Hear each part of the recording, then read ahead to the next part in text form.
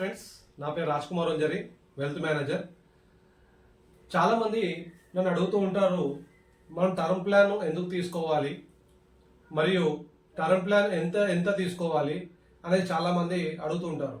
మన day to day లైఫ్లో ప్రతి దానికి ఒక వాల్యూ ఉందండి. సపోజ్ మనం ఒక కార్ కొనాలనుకోండి, ఒక నెక్సాన్ కార్ కొనాలనుకోండి, ఒక 10 నుంచి 12 లక్షల వాల్యూ ఉంటుంది. అలానే ఒక గోల్డ్ కొనాలంటే ఒక 85 నుంచి 86 వేల రూపాయలు ఒక 10 గ్రామ్స్ గోల్డ్ ఉంది.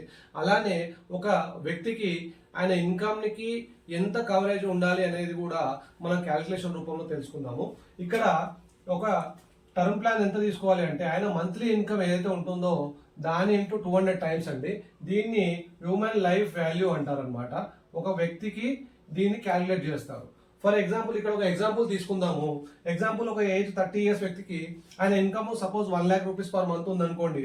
ఆయన 200 టైమ్స్ మనం క్యాలిక్యులేట్ చేసుకుంటే అంటే 2 కోట్ల రూపాయలు ఈయన వాల్యూ అండి. ఇది ఏంటంటే హ్యూమన్ లైఫ్ వాల్యూ అనేది ఆ పర్సన్ది 2 కోట్ల రూపాయలు అనమాట. ఈ 2 కోట్ల రూపాయలు టర్మ్ ఇన్సూరెన్స్ ప్లాన్ అనేది ఆయన ప్లాన్ చేసుకోవాలి. ఈ టర్మ్ ప్లాన్ ఎందుకు అని అనుకుంటే, ఇక్కడ సపోజ్ ఎగ్జాంపుల్ ఆయన దగ్గర బ్యాంక్ బ్యాలెన్స్ లో 2 కోట్లు ఉన్నాయి అనుకోండి. ఆ కేసులో ఆయన బ్యాంక్ లో ఎఫ్డి చేసుకున్న ఈ పర్సన్ కి ఇన్ కేసు ఏమైనా అయినా కానీ ఆ పర్సన్ వాళ్ళ ఫ్యామిలీ ఆ 2 కోట్ల రూపాయల నుంచి 6% వేసుకుంటే 12 లక్షల రూపాయలు సంవత్సరానికి ఆయనకి ఇన్కమ్ వస్తుంది. ఈ పర్ మంత్ వచ్చేసి 1,00,000 రూపాయలు పర్ మంత్.